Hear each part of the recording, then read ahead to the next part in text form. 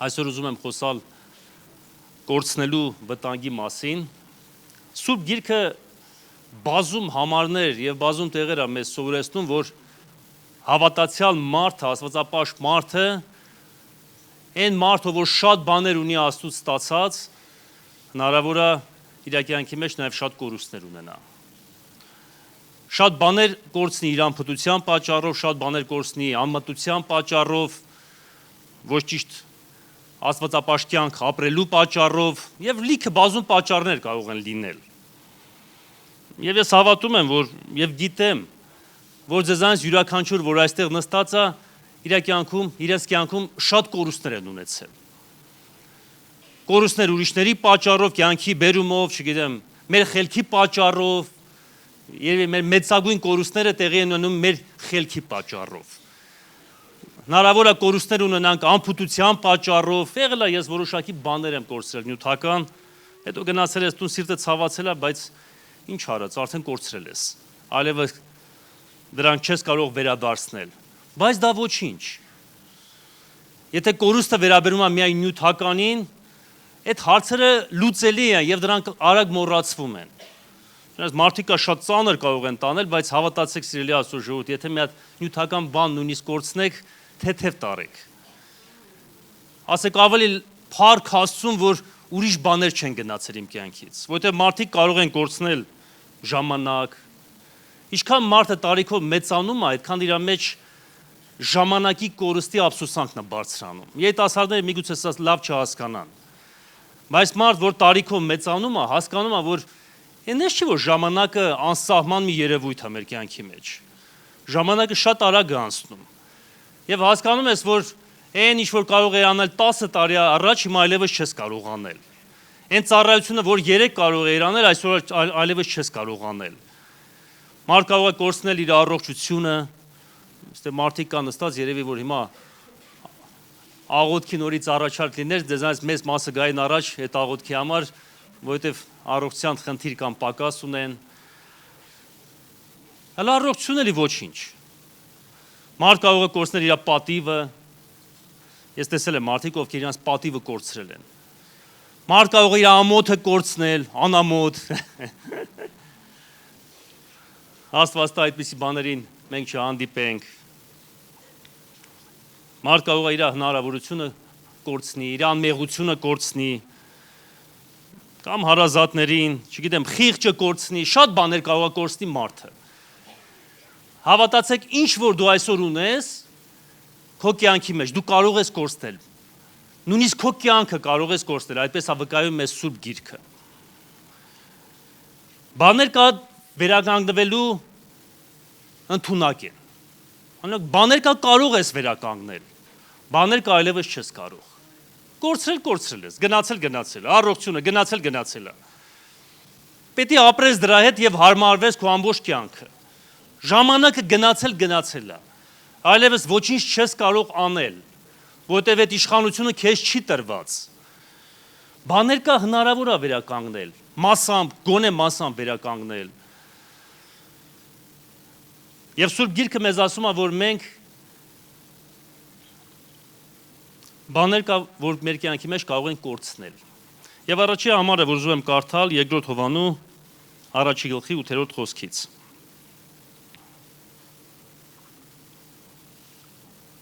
Երկրորդ Հովհաննու հենց մի գլուխ է, 8-րդ խոսքից։ Զգույշ մնացեք ձեր անձերին, որ չկորցնեք այն, ինչ որ վաստակեցինք, այլ որ բոլոր վարձքը առնենք։ Այստեղ առաքյալը խոսում է նրա մասին, որ այն աշխատությունը, որ ինքը ունեցել է այդ մարդկանց մեջ, ասում է զգույշ մնացեք, որ մենք էլ չկորցնենք։ Բայց մենք շատ լավ հասկանում ենք, եթե առաքյալը իր վարձատրությունը կորցնի այդ մարդկանց կյանքի մեջ ներդրում ունենալու պատճառով, այդ մարդիկ էլ են կորցնում։ Նես չէ որ միայն առաքյալն է կորցնում։ Եվ եթե այս համար այս տեսանկյունից կարդանք, որ զգույշ մնացեք, որ մի հատ նորից նայենք 8-րդ խոսքից, զգույշ մնացեք ձեր անձերի համար, որ չկորցնեք այն ինչ որ վաստակեցիք։ Առաջի դեմքով փորձենք կարդալ։ Եվ սա Աստծո խոսքն է մեզանից յուրաքանչյուրի համար։ Եվ եթե Սուրբ Գիրքը մեզ ասում է, որ զգուշ մնա նշանակում է նաև վտանգ կա, ճիշտ եմ ասում։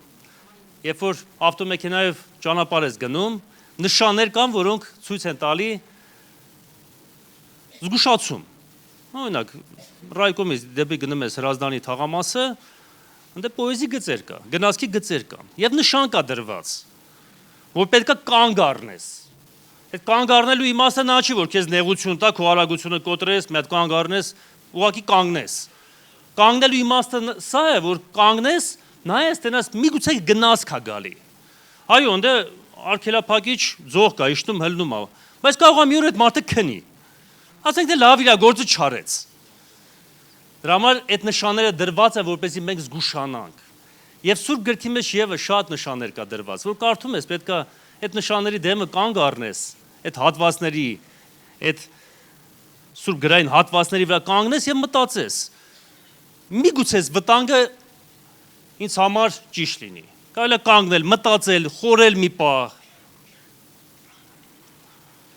Քրիստոնեայի կյանքի մեջ կարևորագույն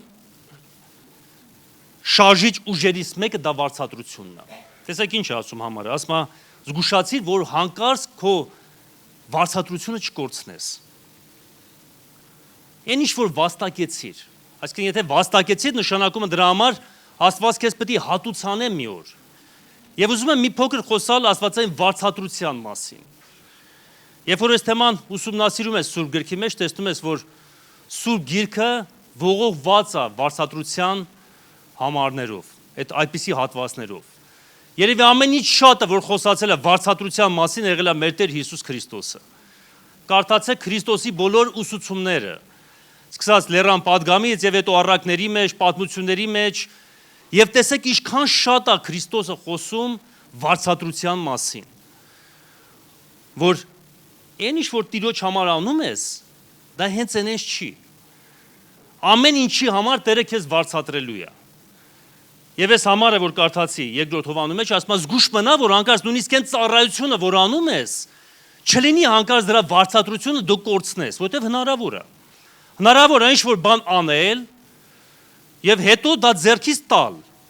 Այսինքն դրա հիշատակումը երկնքում այլևս չլինի։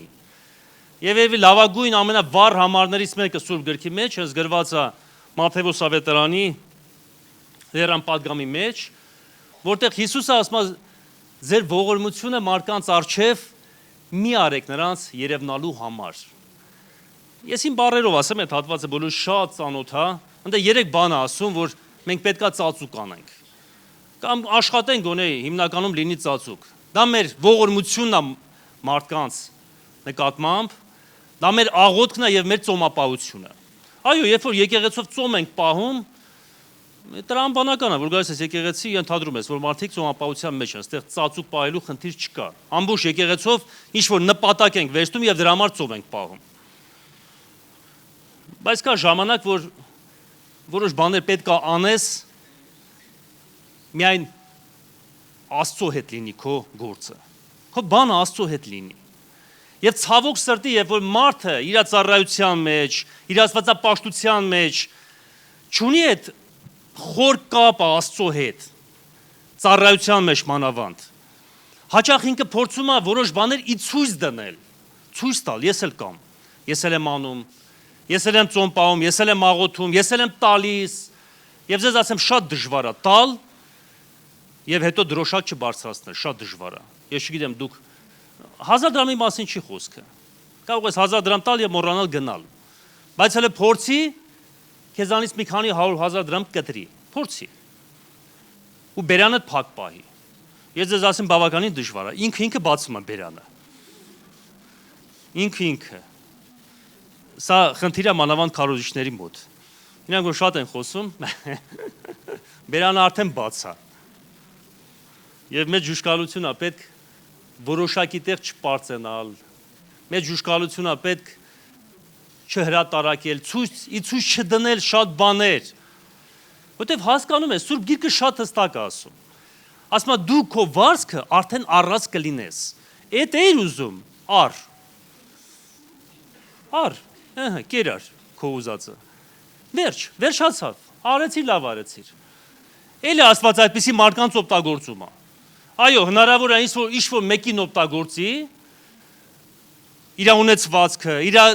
պարգևները, իր ծառայությունը որոշ մարդկանց համար, որպես իրանց լավ անի, եւ վերջացավ։ Այս մարդը պարծանք ունեցավ, հավիտենության մեջ դա այլևս չունի հիշատակություն։ Բայց կա արդյոք բան, որ այն օր, երբ որ կանգնեն նրա առջև, Աստված դրա համար համարձակող է հիշատակել, որ ոչ մեկ չգիտեր եկեղեցում դրա մասին։ Ես հիշում եմ տարիներ առաջ, երբ որ մենք մեր միկրոշենքը նոր ենք գնել, որոշակի աշխատանքներ կար անելու, կտորների գործ կար, պետք է պատերին կտորներ քաշեինք։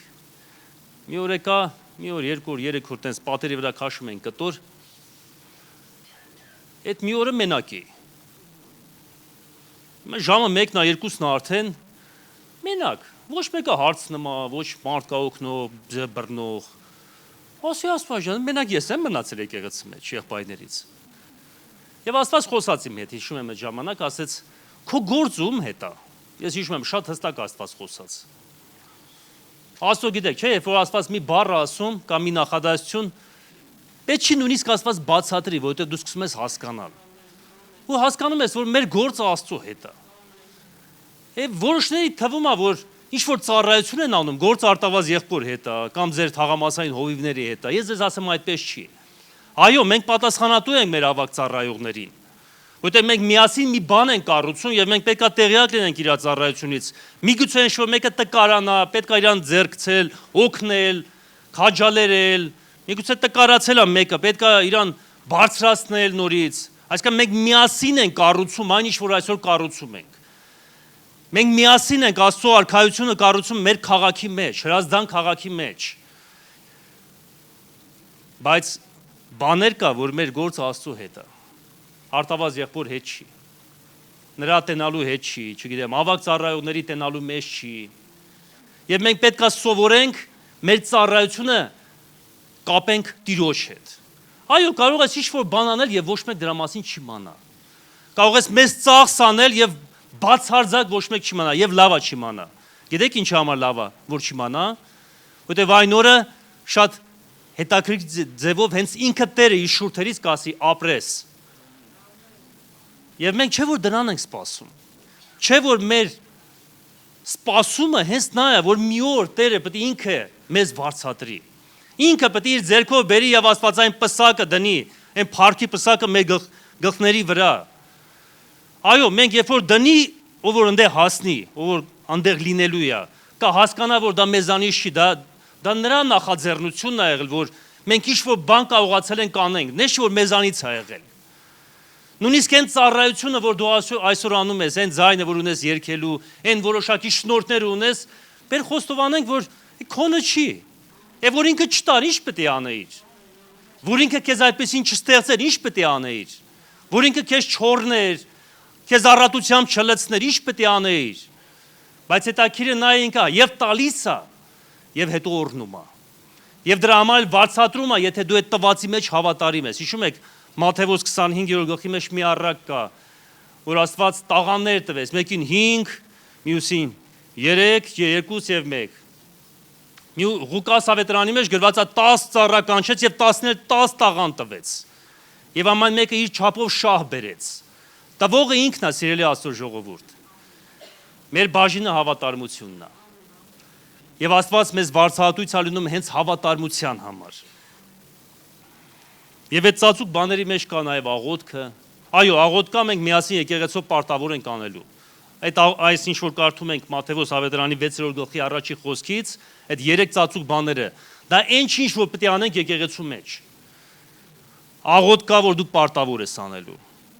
Այո, դու կարող ես տունը ծոմապահություն պահել մի շաբաթ եւ հետո ամենտեղ հրճակել։ Ես մի շաբաթ ծոմ պահեցի, այնքան ասես այդ ծոմապահության արժեքն է կորում։ Բայց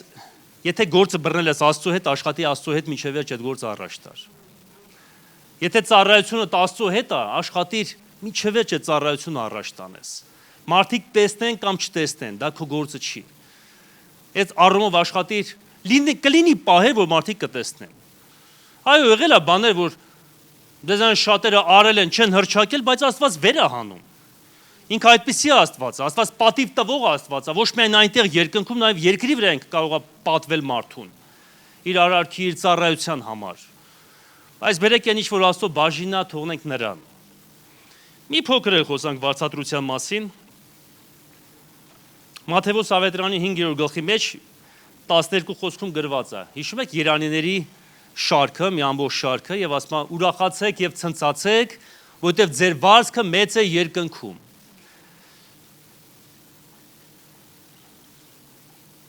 Աստված մեզ համար երկնային վարձ է պատրաստել, սիրելի Աստծո ժողովուրդ։ Եվ մենք պետք է մեր կյանք այնպես ապրենք, որ մի օր մասնակից լինենք այդ աստվածային վարձքի։ Մեր աստվածապաշտությունը չպետք է սահմանափակվի միայն եկեղեցական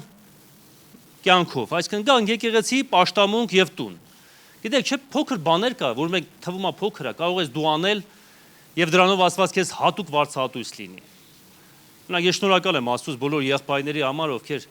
Հրազդանի եկեղեցաշինության մեջ իրանց սիրտ, իրանց ջանքը ներդրել են։ Թեկուզ մի օր են եկել այդ աշխատանքի համար։ Թեկուզ շատ կարող է շատ մեծ բան արած չլեն, բայց արդեն իրանց ներկայությունը խոսում է նրա մասին, որ իրանք մեզ հետ են։ Կարող է թվա ինչ են անում, որ ոչ Թուրքիա են գնացել միսիոներության, ոչ, չգիտեմ, մի ուրիշ մեծ բան են կարել, բայց եթե ուրիշ տեսանկյունից ասեմ, Աստծո տուն են կառուցում։ Ես վերջերս կարդացի միտեղ նորություններով Ամերիկայում անցյալ տարի 25,000 եկեղեցի է փակվել։ Եվ մենք Աստծո տան մեջ աշխատելով կերտում ենք Աստծո աստվածային պատմությունը, կերտում ենք նրա հաղթանակը, եւ մենք մասնակից ենք դառնում այդ գործին։ Մենք հաճախ եկեղեցու որոշ ծառայողների մեջ sense բան կա, չէ՞, օրինակ մենք մանկապատանեկան ընդհանուր ավակը Աննա քուրը ստեղ նստած է,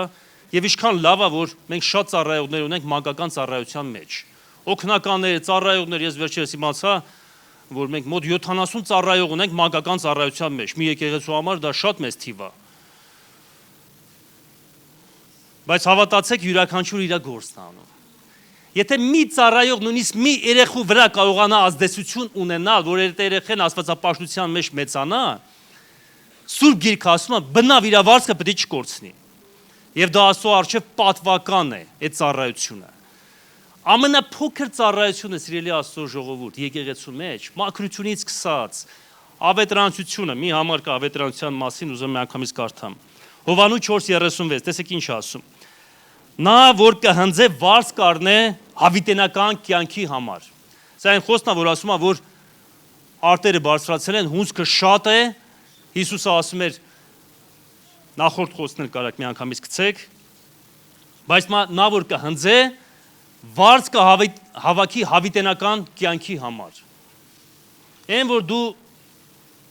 կարող ես գնալ քո հարևանի տունը, շատ պարզ, գիտեք, չէ, աստվածապաշտությունը շատ պարզ է։ Մի բաժակ սուրճ խմես, մարդիկ կա իրանք տեսակով են գերասեր են։ Դա էլ է մեծ օրհնություն։ Իրանք կարող են հարևանի տնից մյուս հարևանի տուն գնալ, շփվել, բարեկամների տուն, ցավոք սրտի մեր ժամանակակից էս մշակույթը, էս վատ մշակույթը, այդ սառնությունը մարդկանց մեջ արդեն եկել է մեր մեջ նույնիսկ, մենք այլևս այն հին հայկական մշակույթը չունենք բաց։ Ես մի քանի անգամ պատմել եմ, եւս մի անգամ պատմեմ, ես հիշում եմ, մենք Ռուսաստանից գալիս ենք աշտարակ, իմ տատիկը աշտարակ էր մնում, եւ իրանք առանձին մի շենք ունեն, կարմրավոր եկեղեցու հենց տակը, 3 հարկանից հին շենք էր, Խրուշովկա շենք է, մինչև հիմա այդ շենքը կա։ Ես հիշում եմ, որ գալիս ենք Ռուսաստանից, ես Ռուսաստան եմ ծնվել, ինձ համար ավելի շատ այդ մշակույթն է եղել տեսանելի, այն ինչ որ ես տեսել եմ, ինչ որ ապրել եմ,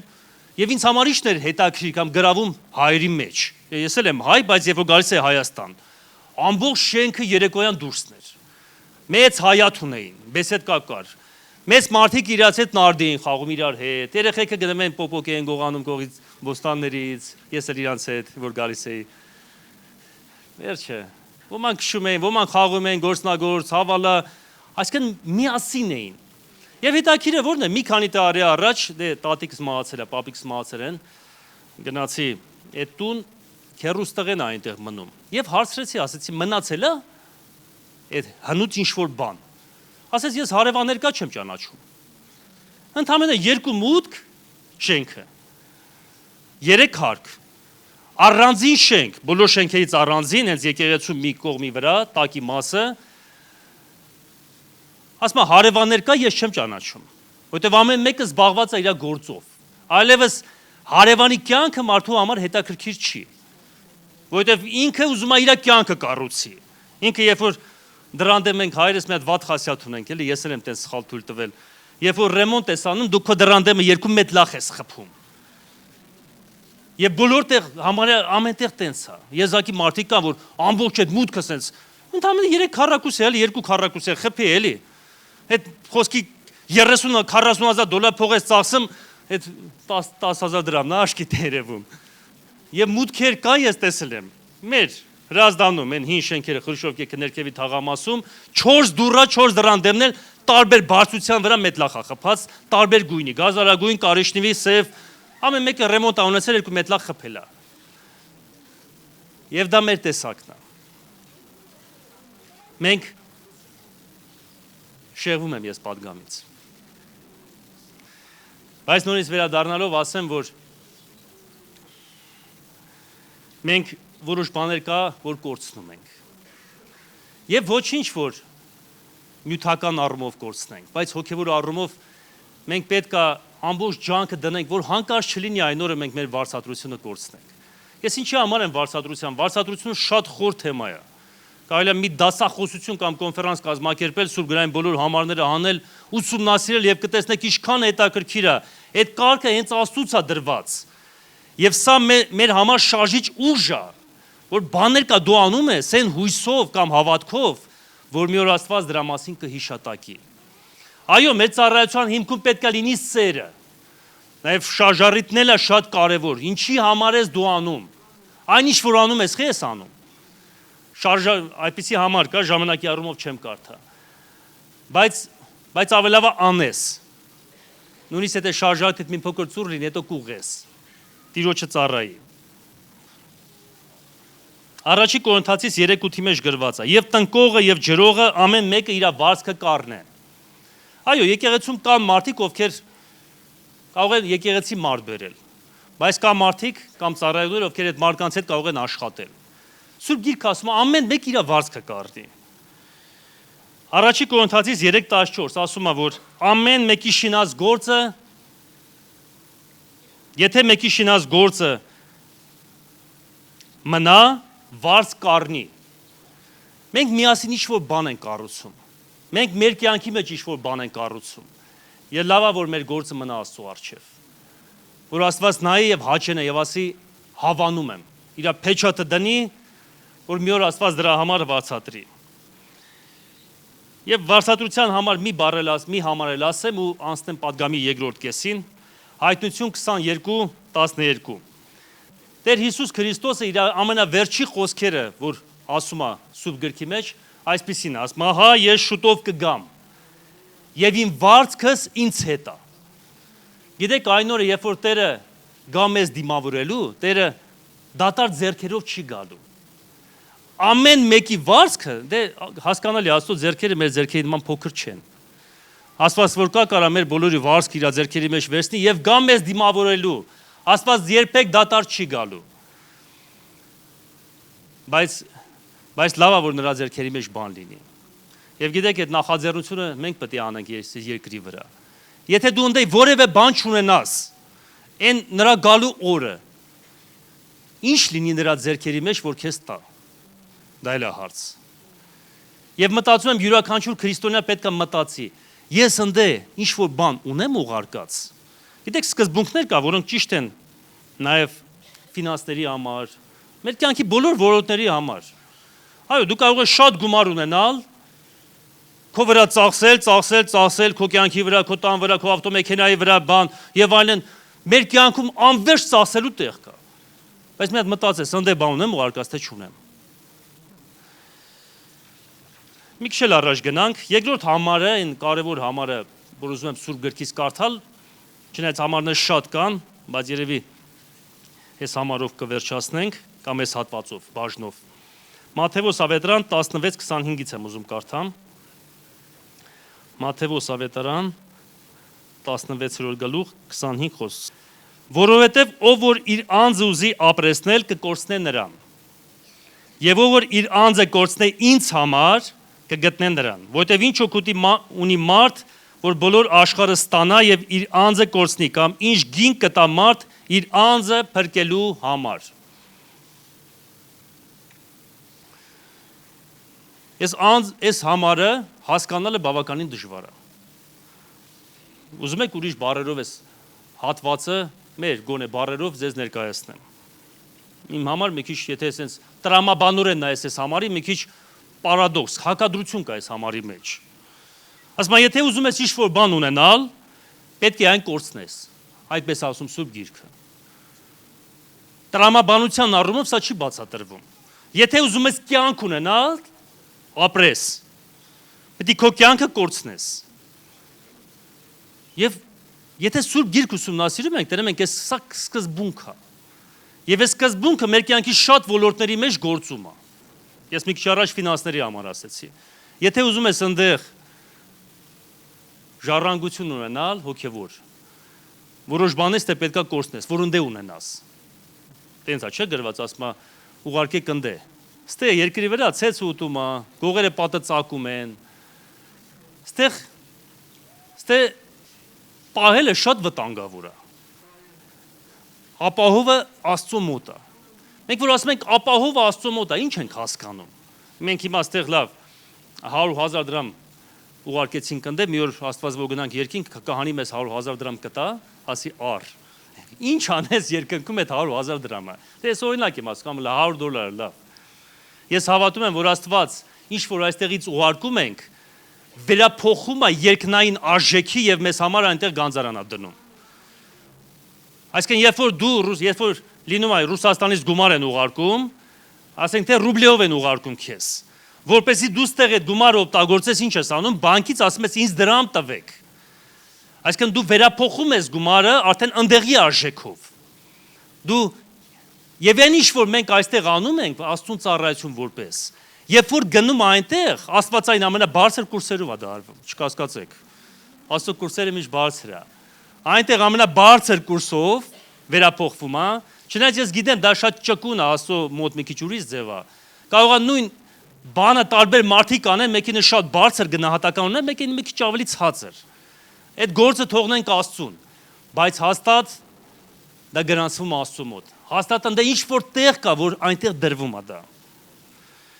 Եվ այս սկզբունքը ճիշտ է մեր կյանքի բոլոր ոլորտների համար։ Եթե Աստված քեզ շնորհք է տվել, այդ շնորհքը դիր նրան ծառայելու համար։ Առաջի հայացքից կարող ասես ես կորցնում եմ։ Ես կարող եմ ինձ համար դա օգտագործել։ Աստված քեզ ինչ-որ մասնագիտություն է տվել։ Ես շնորհք եւ մասնագիտություն ասելով նկատի չունեմ միայն լինես քարոզիչ, հովիվ, ինչ-որ տաղանդ է տվել։ Օրինակ մենք Հրազդանի եկեղեցաշենքում Փառք Աստծո, բավականին գործեր կա, որ մեր եղբայրներն են արել, բոլոր գործեր կարելի ասել։ Համարյա բոլոր գործերը։ Եվ մարդ շնորհք ունի, եւ այդ շնորհքով Տիրոջը ծառայում է։ Եվ բերեք ընդունենք դա էլ է Աստծուց։ Եթե իր համար անի, լավ է որ իր համար անի, թե վատ է։ Ես էլ եմ իմ համար աշխատում, իմ ընտանիքի համար։ Նախ Աստված ինձ հայր է դրել կամ տան գլուխ է դրել, որ ես կարողանամ իմ տան մասին հոգամ, դա էլ առանձին թեմա է, եւ դա էլ է պետք անել։ Բաներ կա, որ անում եմ իմ համար, Աստված երբեք չի ասի, ինչի համար ես դու լավ ավտոմեքենա քշել։ Կարում ես քշի։ Ես տեսել եմ մարդիկ, որ տեսել են ինչ-որ քրիստոնյա մեծահարուստ, որ թանկ ավտոմեքենա է քշում եւ մեղադրել են, ասել են, ինչի համար ենք այդպիսի ավտոմեքենա քշում։ Այ մարդ, այդ մարդը ունի քշում է։ Դու քո ունեցածի չափով մտածի։ Այդ մարդը ինչի համար այդպիսի տան մեջ է ապրում։ Բերեք ընդունենք, որ ամեն մեկս մենք ենք մեր կյանքի համար պատասխան տալու։ Միգուցե այդ մարդը, այդ որ $100,000 գումար է տվել եւ իր ավտոմեքենան քշում է, այդքան էլ տվել է ուրիշներին ողորմություն, օգնություն։ Եվ Աստված ասում է, դու լավ էլ անում ես, քեզ էլ $200,000 ավտոմեքենա էլ է հասնում։ Հասկանում եք, շատ հարաբերական է որոշ բաներ։ Այսինքն մենք դատելու իրավունք չունենք։ Բայց Վերջի վերջո մենք բոլորը շատ լավ հասկանում ենք այս համարի հիման վրա։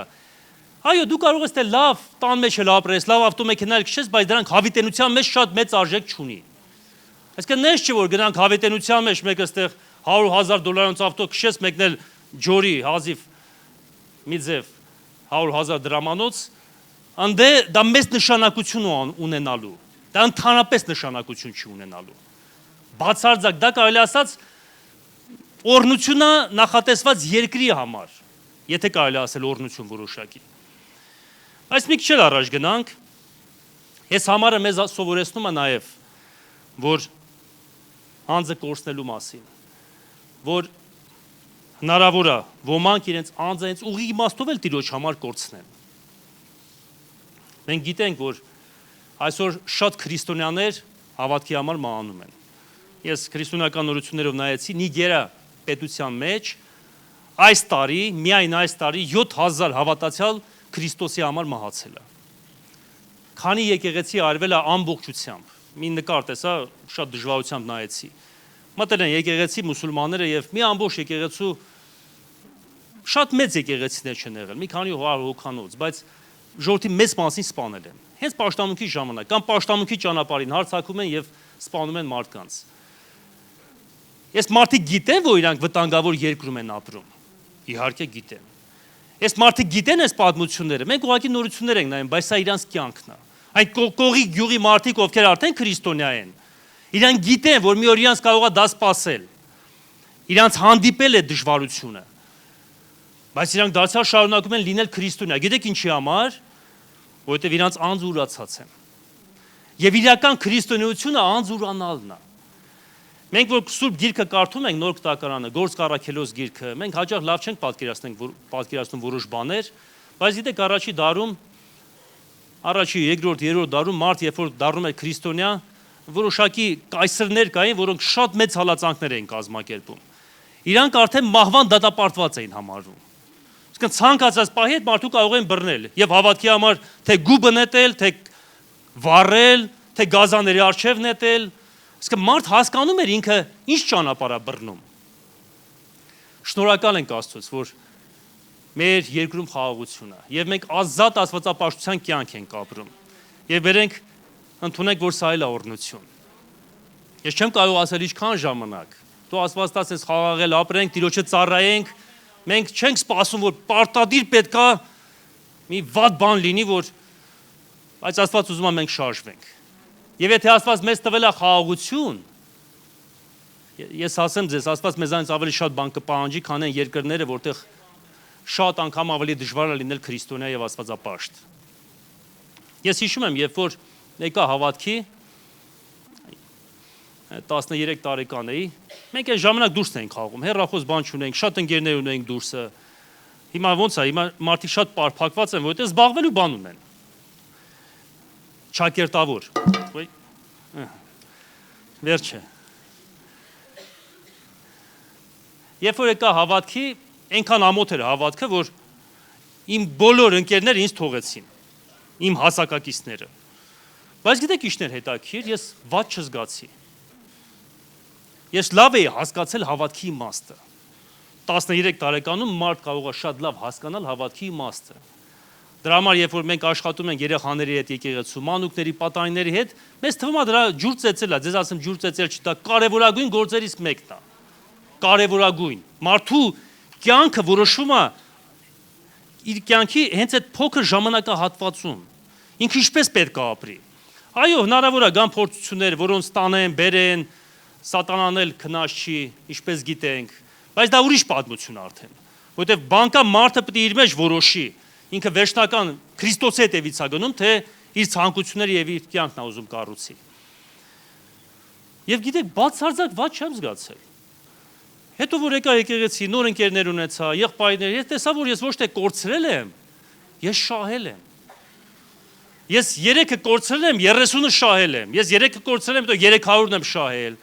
Հետո մի փոքր ժամանակ էլ անցնի կտեսնենք, որ այդ 300 չենք շահել, մի ամբողջ հավիտենություն ենք շահել, բոլոր մարդկանցով հանդերձ, ովքեր այնտեղ միլիարդավոր, հարյուրավոր միլիարդավոր մարդկանց հետ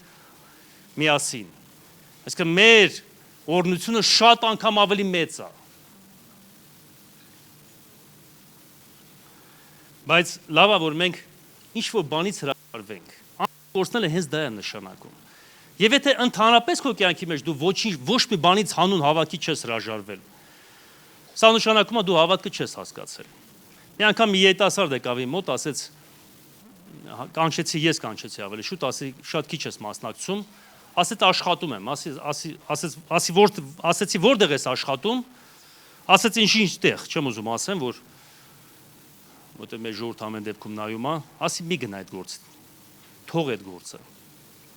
Ես ձեզ ասեմ, ինքը չլսեց։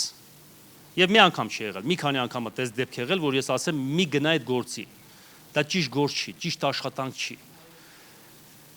Երբ որ մարդ պատրաստ չի մի հատ սովորական աշխատանք Քրիստոսի համար թողնի, ես ասեմ մարդ պատրաստ չի իր կյանքը դնի Քրիստոսի համար։ Ինքը ոչ մի եթե աշխատանք դու չես կարող թողնես Քրիստոսի համար, ուր մնացած բաները։ Եվ ձեզ ասեմ աշխատանքը կտրեց։ Գողացավ այդ մարդուն Քրիստոսից։ Դա աշխատանքի հարցը չէր միայն։ Մարդու որոշման արդյունքն է դա։ Աշխատանքը պատճառ է հանդիսանում, երբ որ սկսում ես տեսնել մարդու ներսը։ Որոշ բաներ կասված բերում է մեր կյանքը, որպես ինչ անենք, որ մենք մեզ տեսնենք։ Դժվարությունները, երբ որ գալիս են մեր կյանքի մեջ, մենք տեսնում ենք մեր պակասը, տեսնում ենք մեր տկարությունը։ Ասում եմ, եթե նեղության մեջ թուլանաս, ուրեմն ինչ, ուժդ քիչ է։ Բայց մենք պետք է սովորենք որոշ բաներ Աստծո համար թողնել։ Հրաժարվել որոշ բաներից, անձուրանալ նաև դա է նշանակում։ Պողոս առաքյալը ասում է Փիլիպպեցիս 3:7 խոսքում, սա էլ ասեմ ու վերջացնեմ։ Ամեն բան Քրիստոսի համար աղբ համարեցի։ Ամեն բան։ Ես այս համարը վերջերս կարդալուց գիտեք ինչ հայտնաբերեցի։ Այն ինչ որ Պողոսը աղբ էր համարում, այսօր քրիստոնեական աշխարհի մեջ պարծանքի առարկա է դառնում։ Մենք սկսում ենք որոշակի բաներով պարծենալ։ Չեմ ուզում շատ մանրամասներ փակագծեր բացել, դա ավելի շատ ծառայողական երևի նյութ կլինի, բայց այն ինչ որ Պողոս առաքյալը աղբ համարեց, այսօր մարդիկ կա սկսում են դա վեր հանել եւ պարծենալ։ Իմ եկեղեցին, իմ շենքը, չգիտեմ, շատ բաներ եւ բացի Քրիստոսից ինչով ուզում ես պարծեցիր, դա անարգանք է Քրիստոսի համար։ Մեր մեծագույն պարծանքը պետք է հենց նա լինի։ Այսինքն ես ինչ տեղը գնացի, ես ինչ բան արեցի, ես ինչ բանը տեսա, եւ մենք կարող ենք շատ ծավալվել։ Նայել մարդկանց, ես չես մարդիկ անում են այդ բաները։ Մարդիկ դրանով պարծենում են, որ այդ բաներին հասել են։ Բայց ես ասեմ, մեծագույն պարծանքը, հաստատուն պարծանքը դա Քրիստոսի վրա ունեցած պարծանքն է։ Մնացած բաները դրանք դատարկություն են բոլորը։ Ձեզան շատերը այդպես էլ հավատքի համար կարող է ուրիշ երկիր չգնան։ Բայց այստեղ Տիրոջը ծառայելով լինեն հավատարիմ։ Ձեզան շատեր առաքյալ չեն լինելու։ Հովիվներ չեն լինելու, մանավանդ քուրեր ջան կներեք, տենց է գրված։ Բայց Աստված է ձեզ այդպեսին ստեղծել։ Աստված ինքն է որոշել դուք երբ ապաշխարեք, ինչ սեռի լինեք, որ երկրում ապրեք։ Աստված ինքն է ձեր կյանքի ուրվագիծը գծել։ Պետք է ուղղակի նրա հետ մոտիկ լինել, որպեսզի կարողանալ բռնել, հասկանալ, Տեր, իսկ ինչ համար դու ինձ համար ինչ ունես։ Որն է քո կամքը իմ կյանքի համար։ Եվ շատ ծառայություններ կա, հենց Աստված ձեզ է վստահել։ Մեզ է վստահել։ Այո, մարդիկ կա այստեղ նստած, երիտասարդներ կա, որոնց համար Աստված մեծ բաներ ունի պատրաստած։ Բայց Սուրբ Գիրքը մեզ սովորեցնում է, սա էլ ասեմ ու միասին աղոթենք, որ նրան ում որ մի տաղանդ Աստված տվեց, մի տաղանդի չափ վարձատրելու է։ Նրան 10 տաղանդ տվեց, 10 տաղանդի չափ վարձատրելու եւ հավատարմությունն է Աստված վարձատրում։ Այն 1-ը եւ 10-ը Աստծո աշտին հավասար են, եթե իրանց գործը հավատարիմ են արել։ Ես որ մենք որ գնանք ընդ շատ կզարմանանք։ Ինչպեսի ուժեղ մարդիկ են եղել մեր կողքին։ Այո, հենց քո կողքը նստած այստեղ։ Երանի բոլորս այս կազմով այն օրը, երբ որ նրա մոտ հավաքվենք, ես հավատում եմ, որ կհավաքվենք։ Որ ոչ մեկ նախ պակաս չլինի։ Մենք միասին ընդ ահագին քեֆ ենք անելու։ Բայց նաև մենք իրար արժեք ավելի խորը կտեսնենք այնտեղ։ Եվ այնտեղ միգուցե հասկանանք, ասենք, այս մարդը իմ կողը նստած էր, բայց այս մարդու մասին է բան բասում երկրի վրա։ Բայց խի հենց ընդ է, էլի։ Բերեք ստեղ էլի իրար ընդունենք, իրար հասկանանք։ Եվ դա կորած բան կլինի, եթե այստեղ չգնահատենք այնտեղի սպասելիքով։